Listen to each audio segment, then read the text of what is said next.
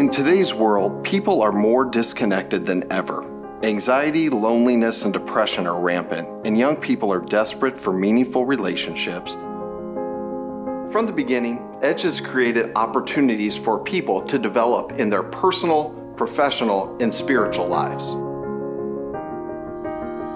My relationship with my mentor is awesome. Shout out to Jason. He's there for me in terms of any questions I have, both professionally and personally. Earlier this year, my dad had COVID, and he was one of the first people to check in with me regarding that. So it's nice to know that he cares about me as a whole human being. Edge continues to provide ways for you to develop as a whole person, to grow yourself, and to find your role in your community and make an impact. Edge offers a variety of programs and events to provide community and safe spaces for whole person development to occur. Edge groups, Edge work, and Edge events are our current product offerings, but we are always looking to expand as a way to better serve our community and to be able to positively impact more lives. We believe that people grow better together. We are all made for community. Once you have expressed interest in participating in an Edge group, we will pair you with 5 to 7 other young professionals and a carefully selected Edge-trained mentor. And together, you will navigate life, including personal growth, career development, and faith. Edge group participants commit to a 1-hour virtual gathering with their group every other week for 1 year.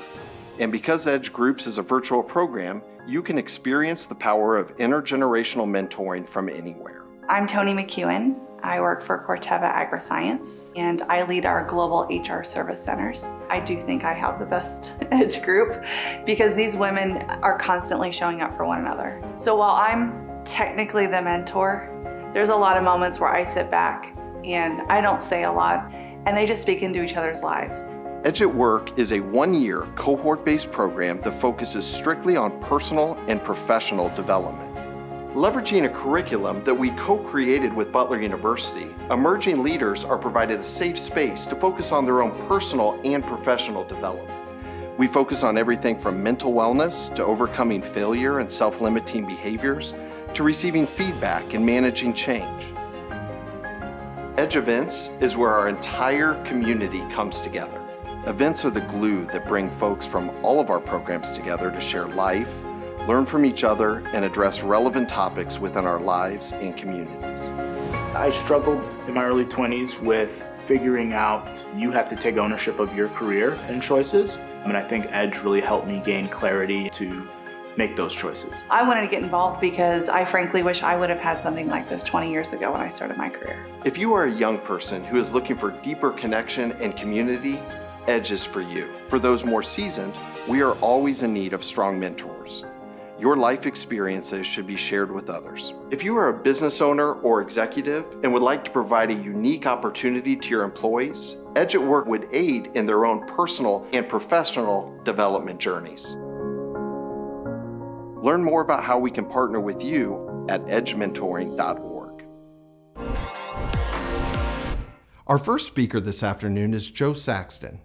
Joe is an acclaimed author, speaker, podcast host, and leadership coach, and will be speaking with us today about finding your identity. Hey everyone, it's really good to be with you. I'm sorry we are not in our kind of physical space in the way that we're used to doing this kind of thing, but it's good to be able to connect with you like this. My name is Joe Saxton. I am a Brit and I'm a Nigerian. That's both at the same time, by the way, just to let you know.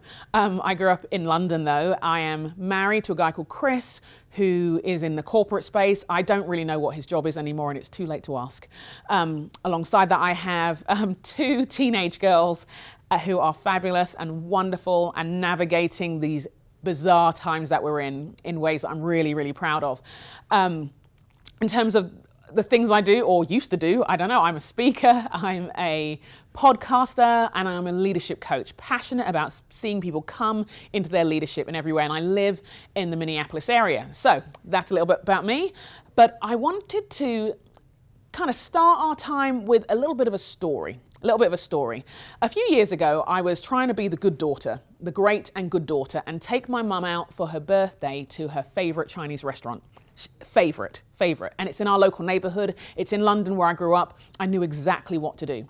I I knew where it was because I know the neighborhood like the back of my hand. I grew up there. I met my first boyfriend in that particular place. I behaved not so great in that particular place. I went to school in that neighborhood. There was the fish and chip shop. I knew where I was going. I knew where I was going. But as we drove around, we kept on meeting dead ends. Everything had changed. The landscape, the skyline looked different. Instead of the grocery store, there's an embassy being built. Instead of the fish and chip shop, the fish and chip shop, there's some other store there now. Everything was different. And I found myself getting lost in my own neighborhood. The place that I'd grown up in, the place that I walked, I knew those streets. I lived those streets. Nothing. The GPS didn't make sense. The maps didn't work. The muscle memory didn't work. We were lost. And we got there eventually, and I was still the great daughter. But I remember saying to my mum and complaining, saying, nothing is the same anymore. And she laughed and said, Joe, it's been changing for years. You're just not used to it.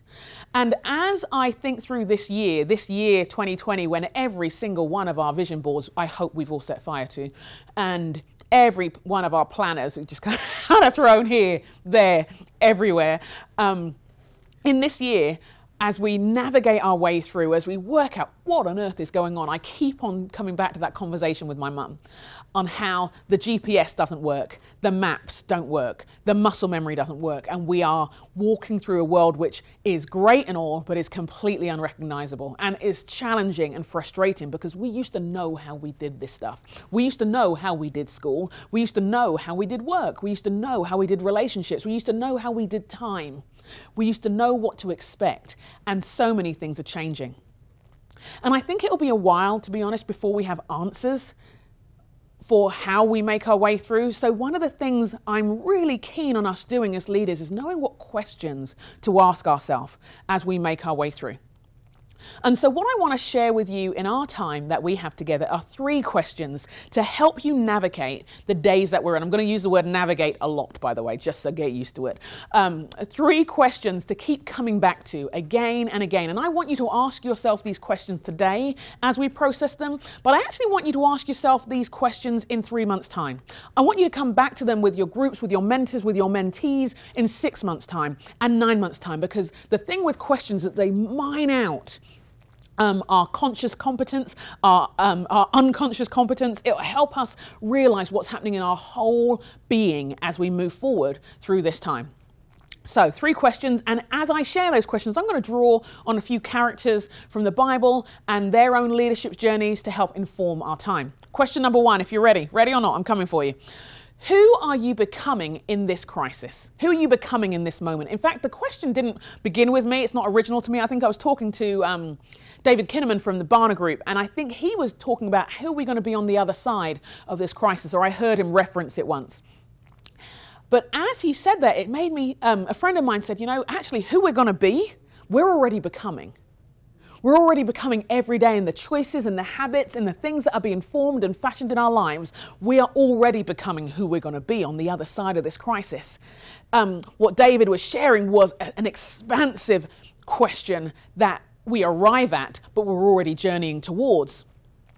And as I think of that question for you and I, I'm drawn to a particular part of the Bible. I'm drawn to one of my favorite characters in the Bible, David. David is Israel's greatest king, but he's an incredibly complex character. He has stories. This is a man who has loved greatly, who's loved and lost great friends, who has known great betrayal, who has been overlooked by his family, who has committed some serious crimes, who has taken advantage and abused power, and yet is described as a man after God's own heart. He's really talented, he's really gifted, he's really tender in places. And when the history books of the Bible show his journey, the Psalms give us some insight into his heartbeat. And there's Psalm 139, one of these wonderful kind of searing psalms where he talks about how well God knows him and you searched me. And I don't look at it as some psalm with some watercolor background. This is a gritty. These are the words of a warrior, a king, a leader, a lover, a father, a man, a friend. And at the end, as he goes through this journey of acknowledging God's intimate awareness of every part of his being and every part of his story, he says this. He says this at the end in Psalm 139, verses 23 and 24. He says, "Search me, O God, and know my heart. Test me and know my anxious thoughts. Point out anything in me which offends you, and lead me along the path of everlasting life. I love the fact that this king, this hero, this one who everybody will say yes to because he has the power, invites God to show him who he fully is. Invites God to show him who he really is. And in this moment, we've had a bit of time now, we've had a few months dealing with whatever it is we're dealing with the circumstances of this year, dealing with COVID-19, dealing with and being confronted or, well, reminded, depending on who you are, of the racial inequities happening all around in society. We've had a few months to see our reactions, to see the habits that are growing in the dark and in the light. And I ask you, who are you becoming? If you prayed this prayer, search me, O God, and know my heart, and we know in the Bible and the Hebrew, the word for heart is not just our feelings, it's lev in the Hebrew, and it refers to your will, your motives, your mind, your desires, all that makes you you. Who are you becoming in this moment? And in the same way that we see with David, it's important for you and I to be intentional in our reflection, to be intentional in our internal leadership development, because our character is more important than our gifting. Because it stands the test, it stands us in the tests of time. It shapes all that we are. When we think of leaders who have had falls from grace, as the saying goes, it's not about the skills. It's often about who they've become, which may have stemmed from a public or a hidden crisis all along.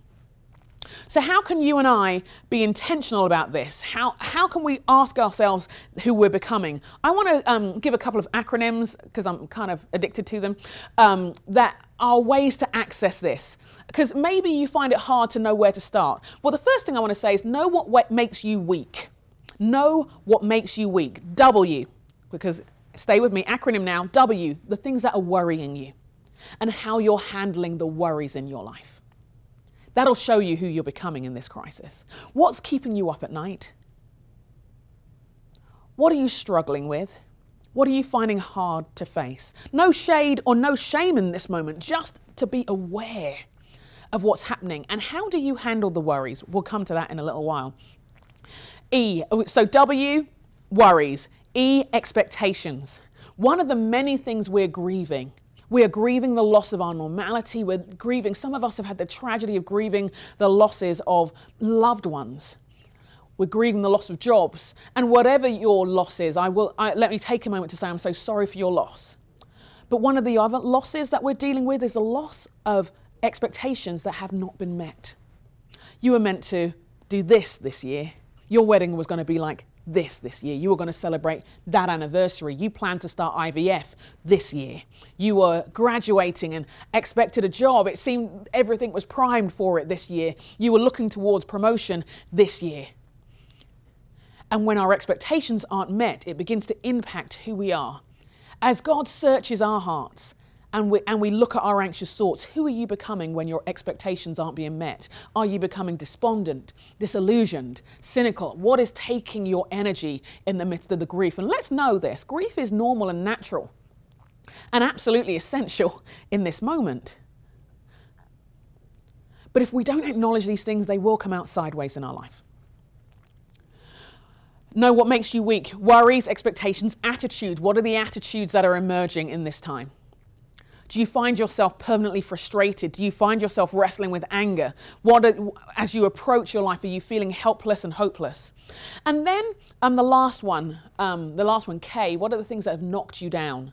So know what makes you weak, what's worrying you, the expectations not being met, the attitudes and the things that have been knocked down.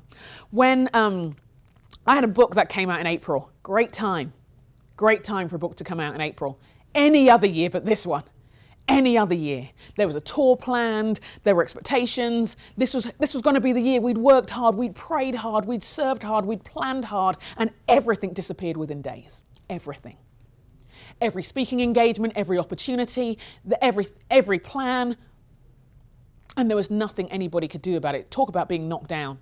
And I remember in the first moments of everything being literally shut down, having more time. Remember when we used to talk about having more time? I don't know who that person is, but anyway.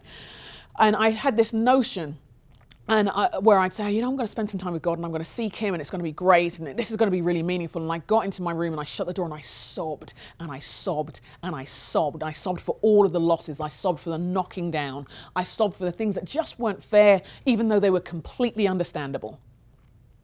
And even though I wouldn't want it any other way, I don't want to gather people and put people in danger in any way, but that doesn't stop it hurting when you've worked towards something and built towards something. What has knocked you down? And how is it affecting who you're becoming? It says in the Bible that hope deferred makes the heart sick, but a dream fulfilled is a tree of life. That's Proverbs 13:12. I wonder where we're heart sick. Remember I said heart wasn't just about our feelings, our mind, our will, our motives, our expectations, the core of who we are. Are you heart sick? Is that who you're becoming in this crisis? You had strength and vigor and optimism 6 months ago. You knew who you were 6 months ago, but the loneliness, the pain has aggravated things for you. Be aware of who you're becoming in this moment. Another acronym that I'm just going to offer you, and this is a very known one, often used in recovery groups where they ask, what brings you to a halt? What do you do when you're hungry, angry, lonely, tired? When you're hungry for acceptance or human company, when you're angry because of all the losses, when you're lonely, oh my gosh, have we known loneliness, when you're tired because each day is the same and it's not getting better. We use these tools just to dig a little. Again, not to shame, but to allow it to come to the surface. Because these things are already shaping who we are. And we don't need someone else to ask us to get our heart healed. Because we may think we're coping, but actually in the way we're working, in the way we're relating, in the way we're loving people, they're actually experiencing diminishing returns. Maybe David's prayer could be one for each of us. Search me, O God, and know my heart.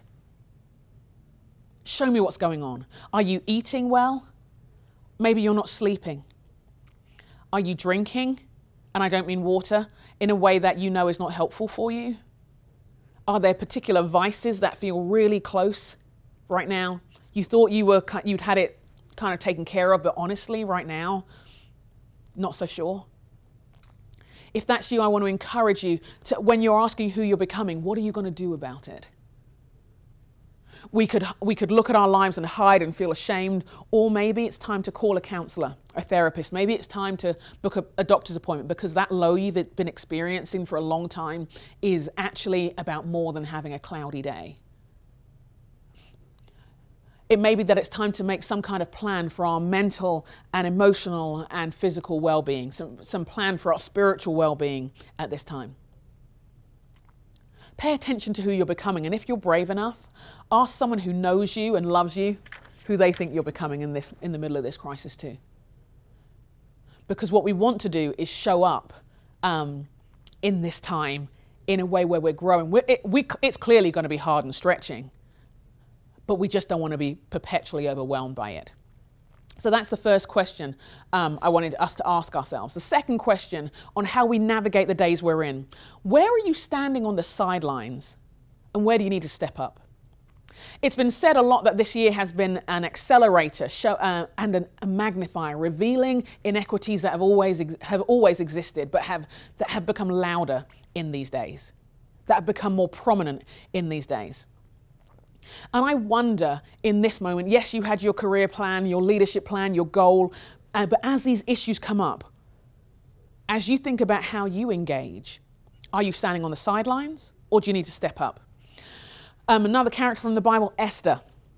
I'm struck by Esther's story, one, because it's not romantic at all. It's absolutely devastating. A woman who is orphaned, who is swept up into some dictator, emperor, despot's plans, who manages, because his first wife says no, decides to come up with a plan where he gets to sleep with an entire empire and call it a wife search. Yeah, not fun. And then meets her, not for coffee, and then she's proclaimed queen. And maybe in the midst of all of this moment, finally she's safe. Finally, she has no reason to be afraid anymore. People are celebrating her. But when news comes through the one who's been her mentor and her cousin, some translations will say uncle, let's say a relative, Mordecai, that her people are in trouble. If you look closely at the text in Esther 4, she actually says she can't do anything. Before it gets all exciting, she's like, yeah, sorry, can't help. Yeah, sorry, there's nothing I can do about this. The king doesn't want to see me. This is a woman of influence and power, finally, who is still defined by a silenced voice. One of the things I love about the book of Esther, and bear with me as I say this, is that God is not explicitly mentioned anywhere in the book. And yet you see the fingerprints all along. And Mordecai brings her up and says, basically, Esther, you don't need, you just need to know that we're going to die anyway. And if not, God will deliver us some other way. There'll be deliverance from us. You don't need a big sign to stand up against a genocide attempt. Or maybe this influence you have, and it's not what you thought it was going to be, and it's not how you thought your life was going to be, and maybe it's somehow you've landed well. Maybe you do something with this influence that you have now. And it seems odd in a time when we're under so much pressure to ask ourselves this question, and yet I think in a moment where so much has been revealed and so much has been exposed of the inequities in our day, and as we look particularly at the racial inequities of our day that have been there for a very long time, but we've had brands and organizations make statements about how things are terrible and about how systemic racism exists and how we do better and make a change. I want to ask, what are we going to do better? And what are we going to change? And are we going to stand on the sidelines, or do we need to step up? What do we need to know just because we haven't heard a direct call from God about our own involvement in it? I'm reminded of in the Sermon on the Mount when Jesus is given this radical manifesto about what the kingdom of God, the rule and reign of God looks like and who's blessed in it. He says, blessed are the peacemakers. Sometimes we think they're peace lovers and peacekeepers. Peacemakers aren't the same thing. You see, to make peace assumes that there isn't peace beforehand. You see, to make peace, you have to walk into the chaos, confront the things that are tough and challenging, and actually address it. So often those people are considered a little bit divisive, but they're actually making peace. And I'm reminded of the words of Archbishop Desmond Tutu. I'm going to read them to you when he reflects on South Africa and the fight against apartheid and how they had to begin that journey, this long, multi-generational journey towards reconciliation. And he said this when he was talking about dealing with the mess. Forgiving and being reconciled to our enemies or our loved ones is not about pretending that things are other than what they are. It's not about patting one another on the back and turning a blind eye to the wrong. True reconciliation exposes the awfulness, the abuse, the hurt, the truth. It could even sometimes make things worse. It is a risky undertaking, but in the end it is worthwhile, because in the end only an honest confrontation with reality can bring real healing. Superficial reconciliation can bring only superficial healing. I find those words so sobering. One, because those are words this man has lived with his life. But also as we see all the inequities that have been exposed this year, that we've been reminded of, that some of us are living in our very bodies, we have to ask ourselves this question: what will we do with the influence we each have? Are we going to stand on the sidelines, or are you waiting for a sign from God that it's right to step up? If we're going to navigate this way, if we're being mentored and invested in, which is absolutely wonderful and absolutely fantastic, it's because we have influence and we have the potential to change the very fabric of society. But you won't change it from the sidelines. And you won't change it without it being messy. And you certainly won't change it with sentiments that do not dismantle systems. And so I want to encourage you to ask yourself, and let's be clear, our responses will be wide and varied, and appropriately so. Appropriately so. We're not all going to show up in the same way. But the question is, as you look at this current climate, as you look at the days we're in, where are you standing on the sidelines, and where do you need to step up? Mordecai only needed to explain it to Esther once. And what happened to her was that she does three things. She begins to engage her spiritual life. She says, okay, we're going to call a national fast, and I'm going to pray and fast for 3 days. She engages her community, invites everybody to do it with her, and then she engages the situation. Maybe this is something you can take to prayer. Something you can take to prayer and fasting, saying, okay, what do we do with this crisis? And maybe it's something you can bring to your community and say, how do we connect on this? And then maybe it's something you actually, and when I say maybe, definitely we step in. Peacemaking, not peacekeeping, not peace ignoring. but actually engaging. And then the final question that it's really important for us to ask ourselves is, what and how will we build towards the future? So we started with ourselves internally. We've started by taking a glimpse at the situation of the day, and now how will we build towards the future? There's a short verse in the first book of Chronicles where David is gathering, the context is David is gathering all these warriors who recognize that a new day is needed. And we hear this in 1 Chronicles chapter 12:32 about the tribe of Issachar, 200 leaders of the tribe with their relatives. All of these men understood the signs of the times and knew the best course for Israel to take. They could see what was happening in the world around them and were pivoting, were shifting accordingly. I want to encourage you as you think about your leadership, as you think about these days, to ensure that you do not build for a world that no longer exists. It's really tempting to reach back into nostalgia, especially when it was only a few months ago, and to want to bounce back to normal. There may not be any bouncing back, but there will be building forward if we're willing to go there.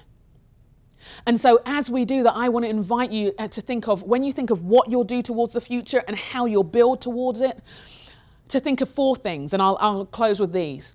To be eager in your spiritual practices. Now is the time to press in. I'm not saying it's easy to do, but now is the time to consider your prayer life, to consider your spiritual walk and how you invest in it. Now is the time to learn. Who are you learning from? And if they all look like you need to broaden your horizons quickly. Yes, how we're learning from history, but how we're learning in real time. What are the podcasts you're listening to, the books you're reading, the news you're watching, the articles, the friends you're connecting with, the different communities, the different professions you're learning from. And how are you doing that? Be an exploratory, lifelong learner. That's key for us as leaders. And when you look at your learning, do you see diversity ethnically, culturally, socioeconomically from different parts of the world? Because if you want to change the world, you've got to know it. And you've got to know it not just on your terms. So I want to encourage you in that. Then I want to encourage you again, as with each of these things, to engage your community. It's not just what we'll do, but it's who we'll do it with. Who are you going to build a new future with? And then experiment.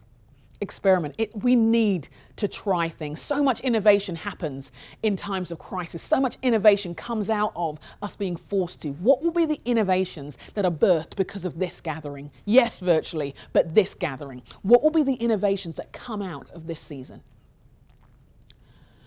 It may be that our landscape is unrecognizable, but I am convinced that if we are willing to ask ourselves these questions and more and engage with them, that although it's an ever-emerging landscape, we won't be shocked by it, but we will learn our way through.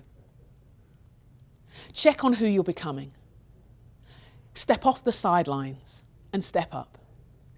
And begin to think through and act on and gather around how you will build towards a new future, because it's way too important to be left to chance, and it's in your hands, and it starts now. Let's pray together. Dear God, I pray that you would guide each and every one of us to fearlessly assess where we're at, to fearlessly explore how we can step up, and to fearlessly move towards the future. We need your strength, we need your help, we need your guidance. Give us courage, God. And when we look back on this time, may we see that we've lived differently because we've engaged with the call of our day. Amen. It's my pleasure now to introduce our second Q&A guest of the day, Joe Saxton. Joe, welcome. Hi, good to see you. Good to see you. Thanks for being here with us. Everyone really enjoyed your keynote earlier. We saw some wonderful posts on our event feed, some who got half the acronyms written down, but their dogs were barking, and some other people filled in to help provide the rest of the acronyms. So thanks everyone in the community for your engagement there. Just to get us kicked off, first question here. For those of us struggling to find our own identity, where should we begin? I think it's a big question, and I would, first of all, I'd say, I'd actually go with how to begin before I'd even go where. And I'd say first on the how to begin with kindness to yourself, because I think you can be kind of tough on yourself when you're trying to work out your identity. So I'd say, first of all, go with kindness. Where to begin? I would say, what are the things that you say can define your life? What are the things that you feel driven by? I often ask what's got in the way first before I even know where to go. So if we're struggling, I'd say, what are the things that have been a struggle and why? And then I'd come to dreams and passions and interests and community. But I think sometimes it's hard. There have been times when my identity is when I felt really conflicted, and I've tried to add things and not deal with the things that were getting in the way, and it always blocked it. That's great. That brings me to a next point. So in your book, Dream of You, you talk about losing your voice, not literally, but figuratively. And so you just mentioned, and there you also mentioned, you need someone to kind of call you on that, someone who knows you well, knows your heart, knows your passions, to step in and remind you of your voice, kind of help get those things out of the way that we're blocking before you can move forward. Can you talk about that a little bit more? Yeah, two things come to mind specifically. One thing I learned the year after I wrote that book is I actually did lose my voice like proper for about 6 months. Not entirely. And one of the things my doctor said to me is when you lose your voice, it's because it's damaged. It's damaged, that there's trauma related, there's something in the way that you're breathing. And I think for those of us who struggle with our voice, I would ask where the damage is. Sometimes it's because in our family systems, in our workplaces, those things have pressured us and pushed us in particular boxes where it's hard to get out of. Sometimes it's traumatic relationships. Sometimes we've we've silenced ourselves because that was the socially acceptable thing to do. But in terms of how you find it again and cultivate it again, and where voice and identity play together, is that those things are actually not just found deep within us. Do you know what I mean? I think sometimes we struggle because we're looking to get fixed and we look to fix ourselves, when actually part of our identity is who we are in a community as well. So I think it's hugely important that we surround ourselves, or at least have certain people who see the things we can't see by ourselves, who see the gifts and that you have, who see the talents that you have and hear your passions honestly, not someone who's envious or jealous of you, because that gets a bit weird, really. But like people who like you, who are committed to you, they're the ones who see who you've been over a period of time. And how they're the ones who see the hills that you die on, the passions that keep on coming up. They're the ones who help you and give confidence, and in some ways give confidence and confirmation to what you're about. Thank you. Great reminders there. Let's switch over to faith a little bit and how that plays in the role of finding your identity. For those new to faith, how do you start to find that identity, and how does furthering a relationship with God help form that identity for you? No, it's cool. I think if you're new to faith, or actually wherever you are, whether you are new to faith or whether you've been doing this thing for 50 years, I think one of the key things we can learn that helps our identity is the whole theme of covenant in the Bible. You see in the Old Testament that they were covenant-making peoples, and you see God have this covenant relationship with his people. And basically, it was more than a contract. It was this exchange where the stronger party, in our case God, took on all the junk, the old identity, all the debts, all the wounds, and there would be this sacrifice which would take place. And all of those things were then considered in the blood. Your old identities in the blood, your debts in the blood, your vulnerabilities, and it would always be marked with a scar, showing that you belong to somebody. It wasn't just who you were, it was whose you were from this point on. And so then we get to the New Testament and you see Jesus talk about this new covenant, this new relationship, where this time the blood is his. And in relationship with him, the old identity, all the things that defined us, shaped us, misshaped us, in the blood. All our debts, all the things that we feel we owe, or the things that we do owe, the wrong things we've thought, said and done, in the blood. But also we get this new purpose, new name, new way of being because of that relationship. And so I think one of the most transformative things in my journey of faith over the years has been remembering I have this stronger covenant partner, this one who sees the junk of my life, sees the tough stuff of my life, and makes me new. You know, the Bible talks about Jesus making all things new. It says if anyone's in Christ, and that's that language of covenant again, if anybody's in relationship with Jesus, they're a new creation. It's not just that it's not behavior modification. It's not like you've tried really hard and you're a better person now. It's that Jesus actually makes us new and renews our entire being, our life. That's great. Thank you. We have a question from the audience here. how do you step up to a cause like racial inequality without kind of letting political influences pull you in? So kind of talking about the fear of misunderstanding, the fear of how to start the conversation. Can you talk about just getting into that and how to best approach things? I know even in your keynote, you talk about kind of the 3 steps, like first taking things to prayer and fast, then taking them to your local community before you taking action. And I think those are purposefully in order, right? So talk about those kind of a little bit as it relates to starting these conversations. Yeah, I think I would say before you're starting conversations, I would say, great conversations start with listening. All great conversations start with listening. So I would encourage anybody who's wanting to engage in this to be listening. And there are ways to listen. Sometimes we listen with a view to kind of respond. You know, we get excited and we're like, I want to say something. I just want you to know I'm for you. I would listen to the story of your city, the story of your country, the story of your state. I would listen, and you find that in the history books of your state, you find that in the music and the art of your state, you find it in the museums of your state, and ask who's not in the room in those places.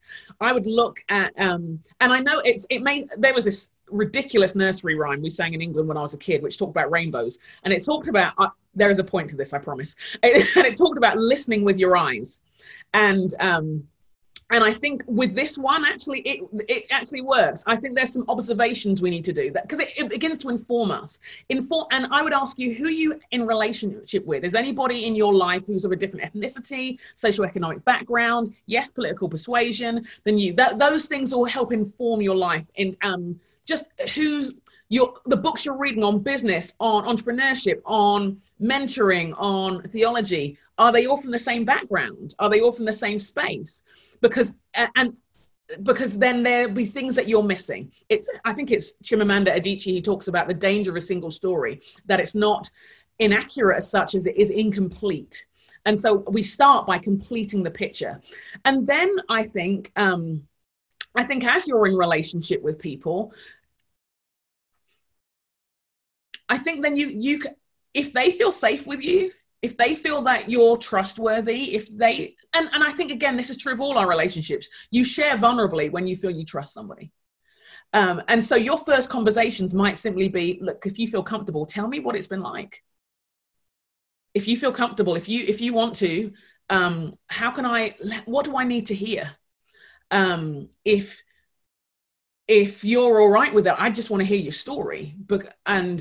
And I'm not here to comment or anything. I just want to learn. And I think I found that be a really helpful place to start. And I think sometimes because we're so afraid of making mistakes, we don't start at all. And I appreciate that. And I appreciate people want to do the right thing by people. That's why we start with the reading and the other things as well to help us on our way. Great recommendations. Thank you. On the topic of starting that conversation in your community, I have a few questions about how that community gets formed, who's in it. So what does your friend circle look like? Who are the people that have affirmed your identity? Maybe give some recommendations for changing up that circle, if it's not right, or for people looking to expand it. Gosh, well, the thing is, I'm an immigrant and trans local and things. So I'm a Brit, I'm a Nigerian, and I've lived in the States for 15 years. So my community is mixed. To be honest, it's always been mixed. It's always been ethnically mixed. Particularly as I grew in faith, because I just thought, well, I figured heaven's going to look a bit diverse. So I feel I should get used to things on one level. So there are the people who speak into my identity. In some ways that's a character thing. It's people I trust, people of different life stages. So I have single friends, married friends, people with kids, people without kids. I like it to be as broad as possible. People who are on the same page as me theologically, people who are nowhere near the same page theologically, because that's life. I expect us to be different. And I think, and in fact, studies show that differences enrich us. So I think that's helped me build my identity. I think I would begin with I appreciate it can be hard when we're real busy and no one wants to go to anybody and say, would you be my black friend? Do you know what I mean? Because that would be weird. Do you know, I affirm those of you who don't want to do that. That would be weird. But I would, as people of faith, I would pray about where we start on this and say, the great thing about the internet is it gives us a chance to build relationships from a distance. Maybe there's the people you follow on Instagram, maybe there are networking groups, within your field, which where there's a greater diversity. It may take some time to do, but I think it's worth pursuing. It's worth prayerfully pursuing. It's worth staying open to the relationships you have. And rather than setting yourself a goal for the next week, set it for the next 2 years, because it can take time.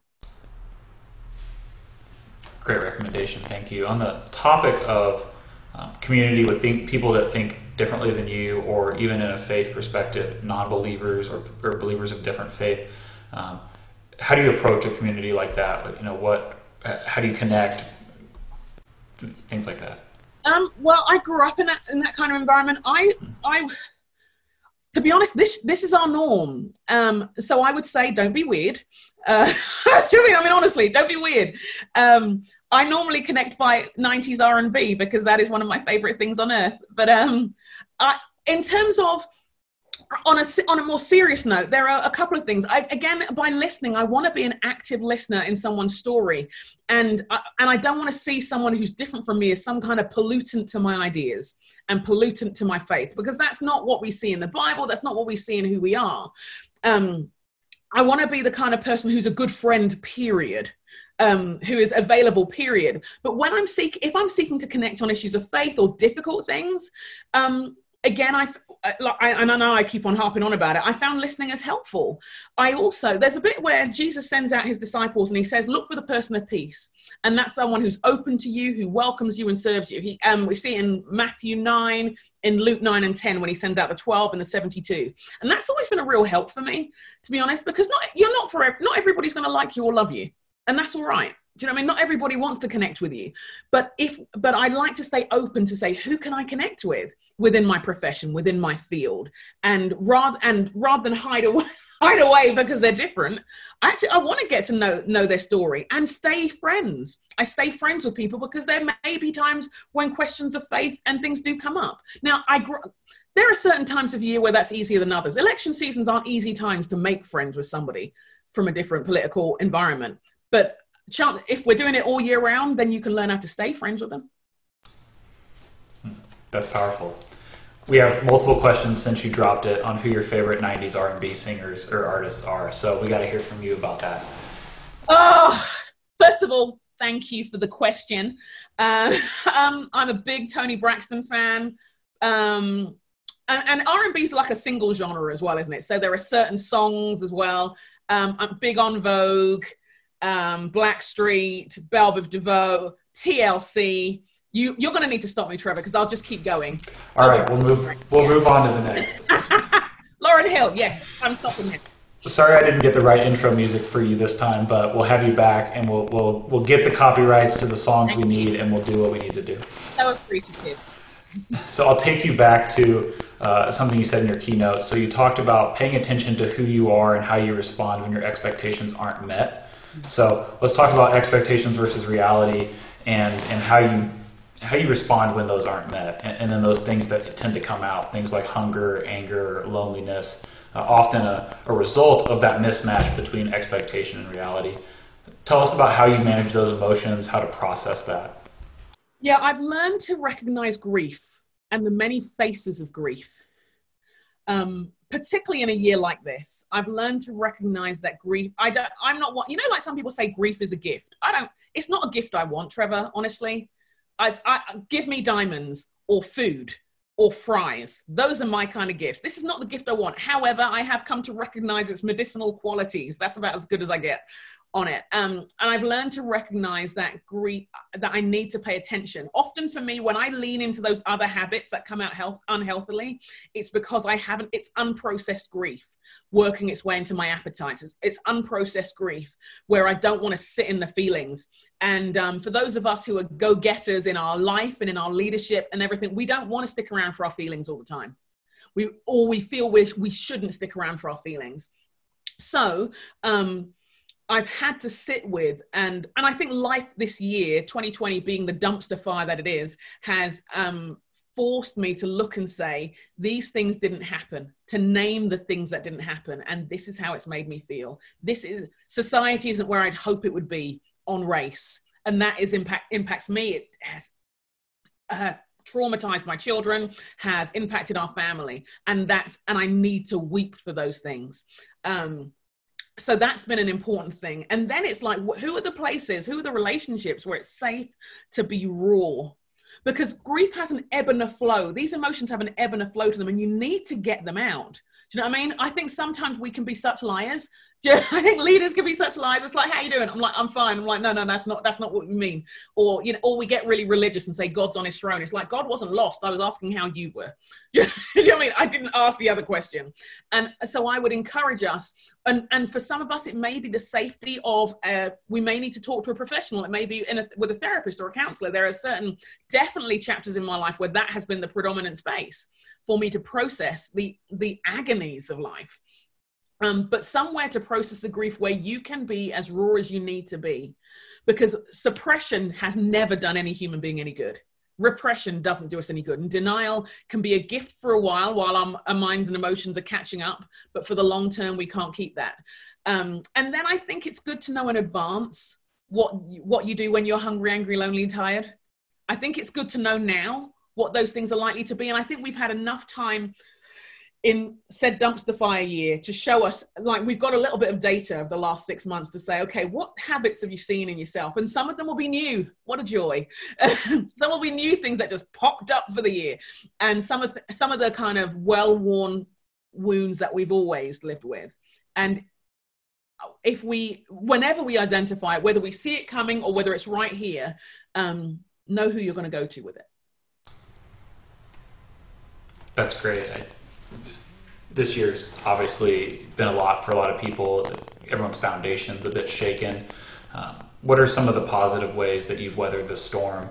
And with your kids, your family, talk about some of the positive changes you've put in your life this year, some of those new habits based on recognizing some of the things how you're responding. Yeah, it's funny because in some ways I think the grieving together has been a positive. Do you know what I mean? It's felt miserable. Well, I think there's been a tenderness in the family relationships. My family, my extended family are flung across 3 continents. So I've got a brother in Hong Kong, then me and my immediates are here, and then the rest are in the UK, actually 4 continents, others are in Nigeria.